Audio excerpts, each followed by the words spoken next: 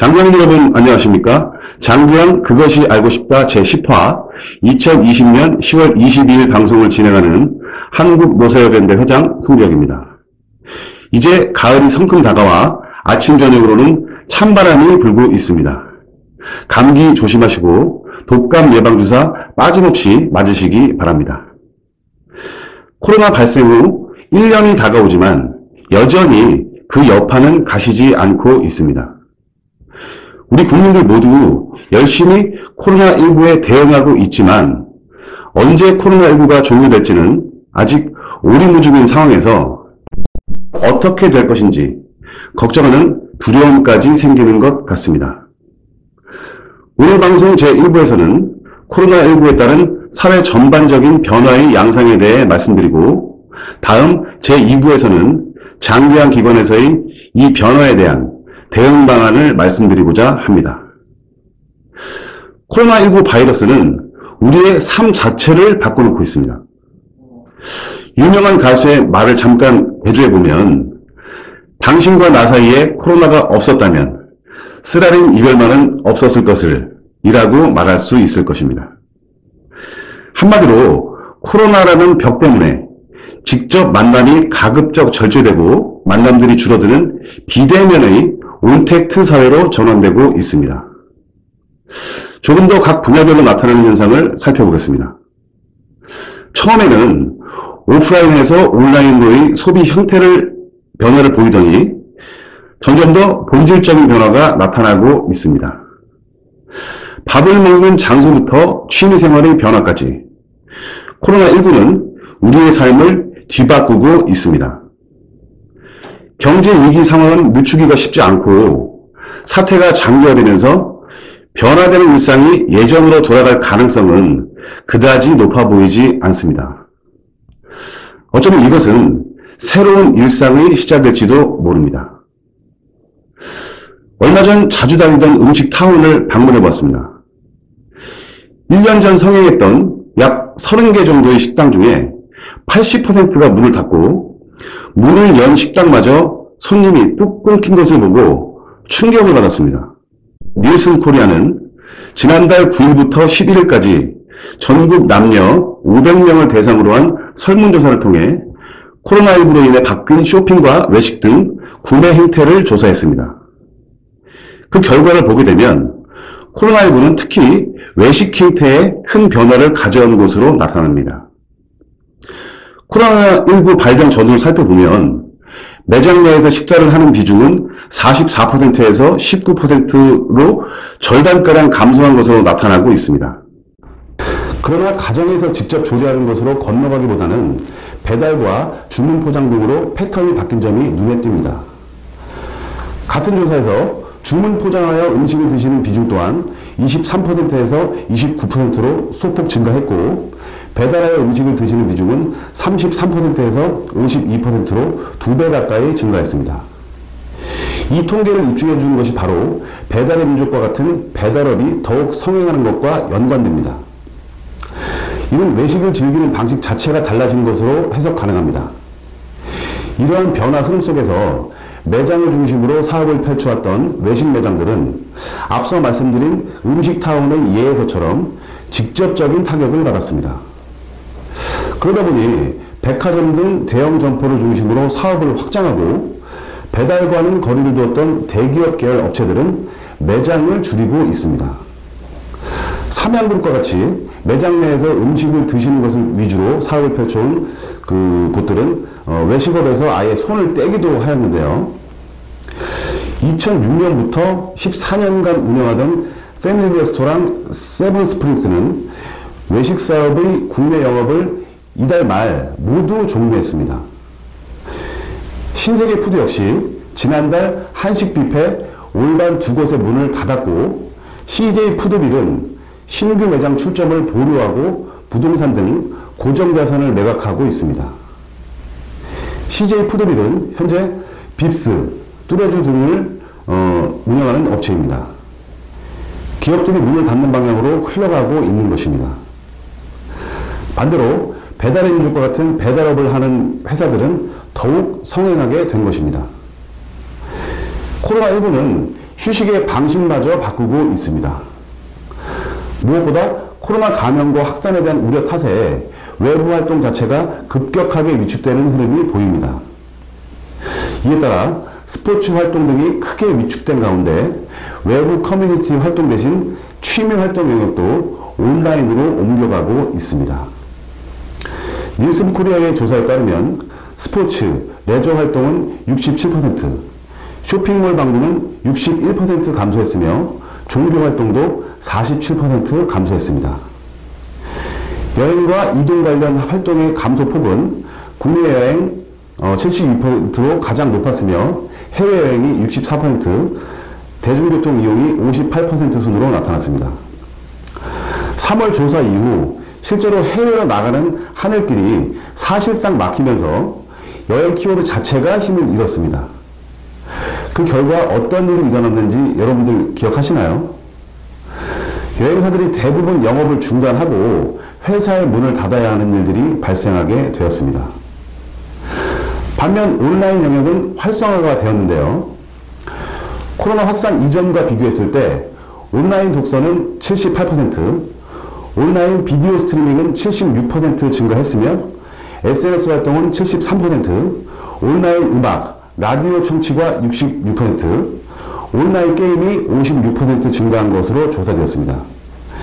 직접 백화점이나 상가 매장에서 구입하는 대신 TV 쇼핑몰이나 인터넷 쇼핑몰에서 구입하게 되었습니다. 이에 따라 유통회사들이 쉴 수 없을 정도로 크게 번창하고 있습니다. 유통회사의 일 또한 직원들이 직접 모여서 해야 하는 일이기 때문에 코로나에 크게 감염되며 사회 전반적으로 충격을 준 적도 있습니다. 일하는 방식도 바뀌게 되었죠. 병원, 요양원, 요양병원, 철도, 버스, 경찰관, 소방관 등 반드시 사회 안전을 위해 일자리에 가서 직접 일해야 하는 업종을 제외하고는 재택근무 등 비대면으로 일을 하게 된 것입니다.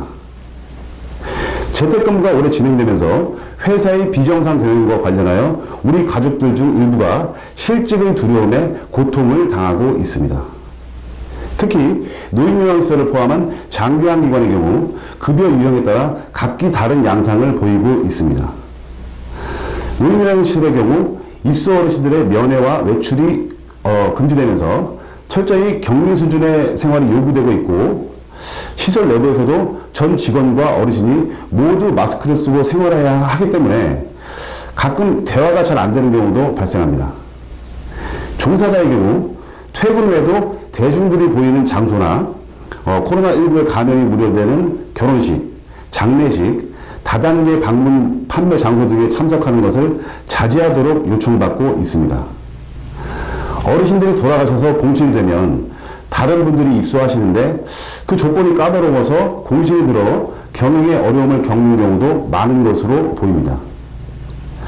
노인주간보호센터는 아침에 가셨다가 오후에 집으로 돌아오는 경우인데, 코로나19가 연료되면 아예 센터에 가지 않아서 센터 이용률이 줄어들게 돼서 재정적 어려움이 발생하고 있습니다.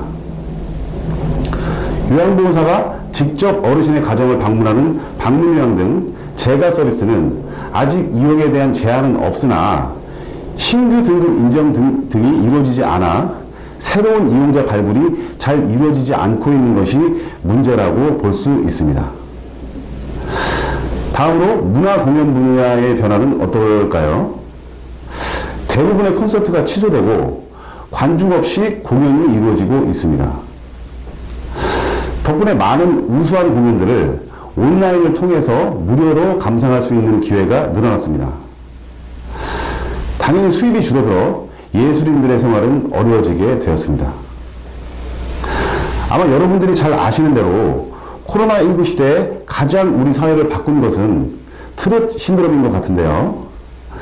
미스트롯, 미스터 트롯 방송이 없었다면 사회활동이 줄어든 환경에서 그 긴 날을 어떻게 보냈을지 모를 정도입니다.